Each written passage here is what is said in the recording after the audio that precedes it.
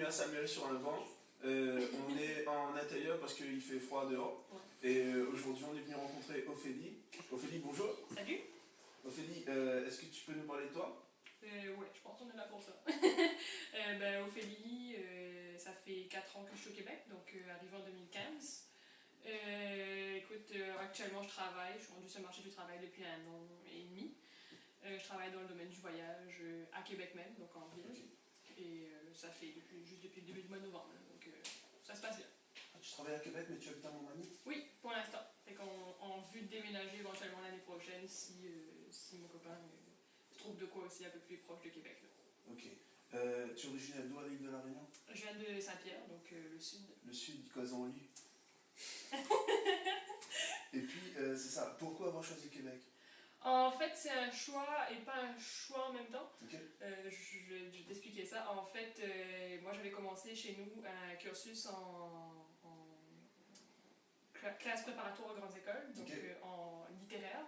J'étais partie pour faire mes 2 ans là et faire un cursus en école de journalisme après, c'est ça qui m'intéressait. Okay. Mais au final, une chose en entraînant une autre, moyens financiers, tout ça, parce que ça vient quand même avec une certaine situation financière derrière, ça marchait pas. J'ai mis ça sur pause pendant 1 an et demi, le temps de me réorienter.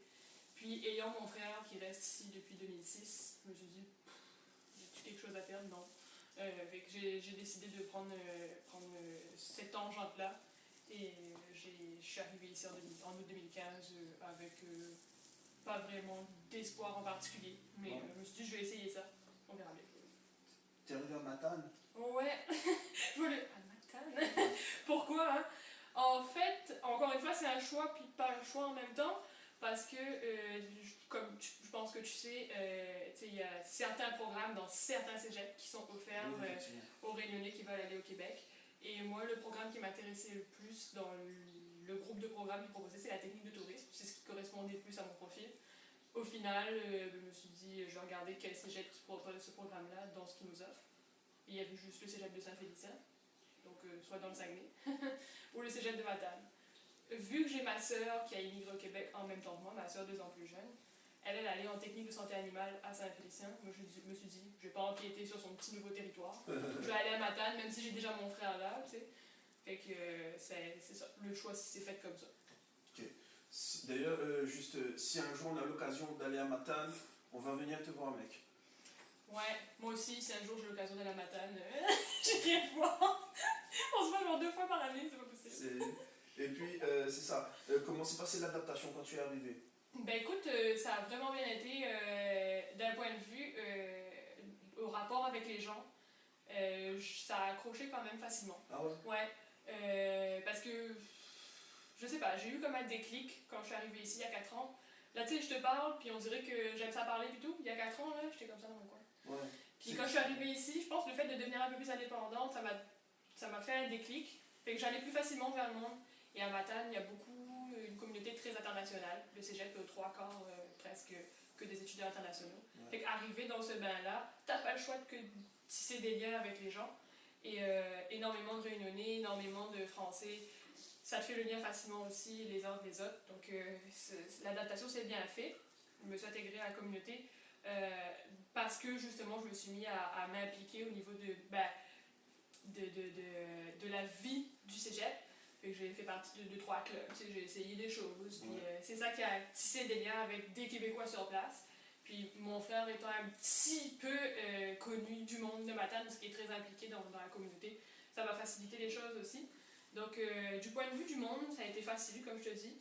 Puis du point de vue de la température, je te dirais que Matane, c'est une bonne école pour te former à la température. Il fait pas tant chaud que ça, même l'été, tu sais. Donc sérieux, je suis arrivée là le premier hiver. Je me suis acheté des habits d'hiver, j'ai essayé. Je me suis dit, c'est cool. Fait qu'une fois bien habillée, ça a super bien été. Et maintenant, quand je vais à une autre place où il fait moins. Il fait supposément plus froid, pour moi il fait pas plus froid, la Matane c'est plus frais. Ouais, t'as un comparatif qui est quand même. Tu sais de quoi tu parles. Ouais, genre, je pense. Ok. Et puis, au niveau. L'accent n'était pas trop difficile à comprendre là-bas en région? Écoute, maintenant que j'y pense, au début j'avais vraiment un peu de difficulté. J'avais un prof, je sais plus c'est que j'avais un de mes profs que je trouvais qui avait un fort accent. Puis là, j'ai essayé de comprendre, puis j'ai suivi les cours, puis je suis genre, tel mot. Je rentrais à ma chambre de cégep le soir parce que je restais sur le campus. Tel mot, ça veut dire ça, ok, c'est bon. Et là, ça rentre au fur et à mesure. Mais sur le coup, effectivement, au début, j'étais. Okay. Ouais. Puis on a au cégep une. Ah, le café est prêt. On a une travailleuse de corridor que Zot s'appelle, Caroline Ouellette. Big up Caroline si tu regardes. Big up Caroline. Qui, elle, quand elle parle vite. Puis elle a son accent. Ben, c'est nous qui avons un accent ici, mais bon. Elle a son accent à elle, la Gaspésie. J'ai jamais entendu Gaspésie encore. Ben, ça dépend du monde en fait. Mais je te dis qu'elle, c'est une bonne formatrice pour t'habituer à l'accent d'ici. Ah ouais? Ouais. Ok. et puis, est-ce que tu aurais une anecdote à nous raconter ici, un truc qui t'a choqué ou qui t'a fait rire, qui t'a. Tu sais, genre. C'est depuis que tu m'as dit la question tout à l'heure, j'essaie de penser, puis je vois même pas un truc qui m'a choqué. Non, un truc qui m'a fait. Ben, je vais y aller avec quelque chose de plus d'actualité. Okay. C'est vraiment dernièrement, au début du mois de novembre, avec toutes les histoires de la réforme de l'immigration. C'est les commentaires que j'ai pu voir de certains Québécois, notamment, mais pas juste de Québécois, des fois même d'immigrants, tourner sur les réseaux sociaux, des plateformes de médias qui relayaient l'information avec la réforme. C'est de voir ces commentaires-là et de dire « Merde, ça fait 4 ans que je suis ici, j'ai jamais été témoin une seule fois si je peux dire, de cette forme de racisme-là. » Puis là, ça te frappe en pleine face. Ouais. Puis ça, en 4 ans, c'est la seule affaire vraiment qui m'a choquée, je te dirais. Okay. C'est vraiment de voir qu'au fond, il y a quand même parfois du mauvais chez le monde. Puis, même si c'est qu'une petite partie des gens, ça touche pareil. Ouais. On va embarquer sur le sujet de la loi en question. Alors, est-ce que tu peux nous expliquer un peu le concept de ça? Oui. En fait, je vais essayer de faire ça. Synthétise. Ouais, écoute, jusqu'au 1er novembre, jusqu'au 1er novembre dernier, même juillet en fait, 2019, il y avait un programme qui s'appelle le programme de l'expérience québécoise qui se divise en 2 volets. Donc tu peux présenter une demande soit en tant qu'étudiant ou diplômé ou en tant que travailleur étranger temporaire. Ça c'est pour le résident permanent. Pour devenir résident permanent. Donc il y a ce programme-là qui existe, puis c'est un programme qui est supposé te permettre d'accéder plus facilement à la résidence permanente qui est au niveau fédéral par-dessus. Puis après, au 1er novembre, ils ont décidé au niveau provincial, donc au gouvernement du Québec, de modifier ce programme-là facilitant l'accès à la résidence permanente pour X raisons. La raison invoquée étant on veut correspondre vraiment aux besoins du marché du travail.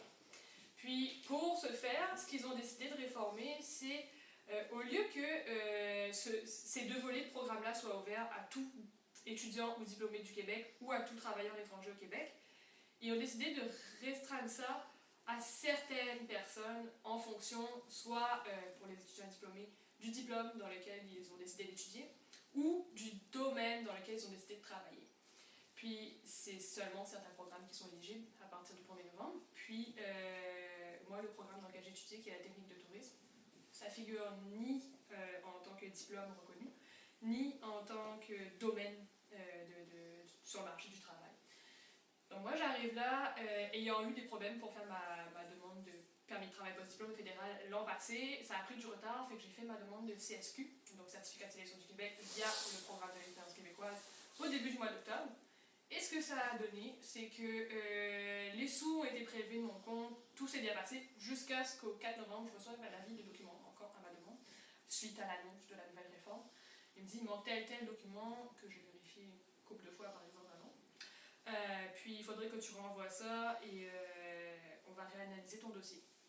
Sauf que là, tu sais, ça devient inquiétant parce que tu te dis, je suis venue là il y a 4 ans, mon diplôme, mon domaine d'études était, si on me l'a offert, c'est que c'était un besoin aussi pour le marché du travail ici. Puis là, tu arrives là, au bout de 4 ans, puis on te dit, ah, finalement non. Fait que ça devient inquiétant à ce niveau-là parce que tu sais pas où est-ce que tu t'en vas. Là, moi, mon permis de travail post-diplôme, lui, il s'en va jusqu'en janvier 2022. Ok.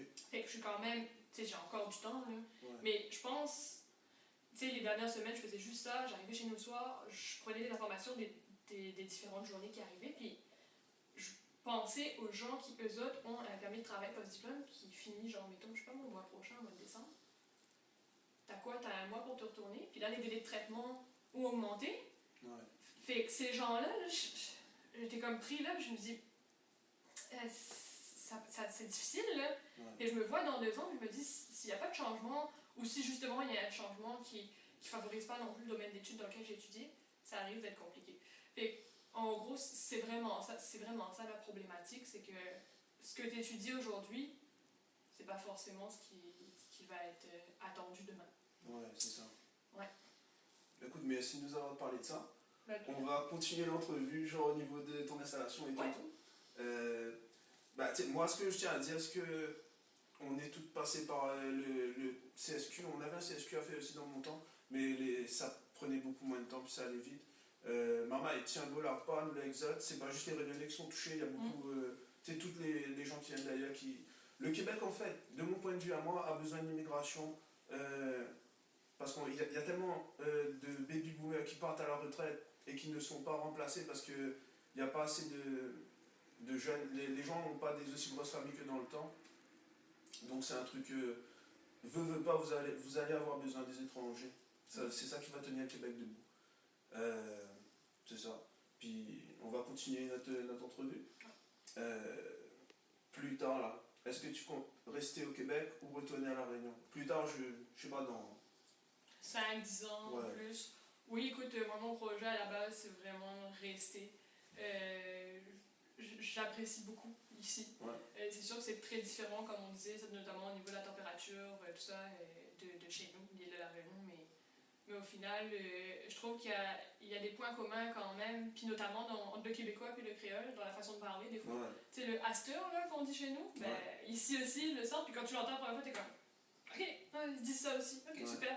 Mais non, c'est un projet de rester, de m'établir, puis moi puis mon copain, on pense aller jusqu'à la citoyenneté même. Ouais, bah C'est plus facilitant, puis tant qu'à t'embarquer dans des démarches d'immigration, on y va jusqu'au bout, puis Allez-y, après ça, pas t'es de- tranquille, t'as pas besoin de faire ton renouvellement aux 5 ans. Non, de c'est temps ça, parce permanent. j'ai la citoyenneté. Ouais, Voyager avec le passeport canadien. Là. c'est la vie, hein. Ah, c'est bien. T'as déjà été aux États-Unis? Non, pas encore. Ok, j'ai déjà été aux États-Unis avec le passeport français.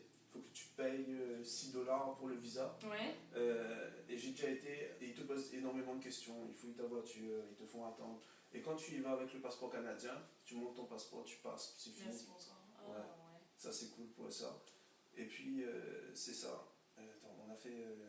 Mais il fait le montage, me casse pas la tête. Je dis tout le temps ça, des fois je le fais pas, mais bon, c'est pas un problème. Est-ce que tu aurais un conseil à donner aux Réunionnais qui veulent venir étudier au Canada? Ben, j'irai avec 2 conseils. Le premier, c'est les gars, renseignez-vous parce que ce qui est vrai aujourd'hui, notamment quand on parle d'immigration, ne sera pas forcément vrai demain. Donc, renseignez-vous, tenez-vous à jour. Puis le deuxième conseil, c'est si t'as envie, man, viens parce que il y a un besoin, même si des fois ils sont pas tous prêts à le reconnaître, il y a un besoin. Puis je pense qu'au fond, ils aiment ça aussi, rencontrer des nouvelles personnes. Puis sans déconner, les Réunionnais commencent à avoir une petite notoriété au Québec. Quand tu arrives dans une entreprise, on te demande tu viens d'où, puis tu dis je viens de la Réunion. Ah ouais, je connais un tel là-bas. Puis la question qui revient toujours, c'est ah, je connais un tel Waro, tu connais? C'est une île, il y a quand même pas mal de monde dessus, je connais pas tout le monde. Hein. Mais non, si vous avez envie, donnez-vous les moyens. Ouais. Écoute, moi ça s'est fait plus ou moins tout seul. Puis j'adore ça aujourd'hui. Il y a beaucoup d'opportunités, mais renseignez-vous vraiment bien avant d'entamer des démarches comme ça, parce que c'est quand même un changement important dans une vie. Là, moi, j'avais 19 ans, donc Ouais. Bah, écoute, merci beaucoup d'avoir participé à Samuel sur un banc et sur un divan. Sur un là, divan. Et puis, un message aussi à tous les Réunionnais qui sont touchés par ce qui se passe avec l'affaire de loi et tout là. N'hésitez pas à me contacter, on va venir vous voir, puis vous allez pouvoir en parler. C'est pas, ça va être, on va mettre ça sur les médias sociaux, puis on va en parler quoi. Merci beaucoup et big ups à tous. Abonnez-vous, partage, like. Yes. Merci. De rien.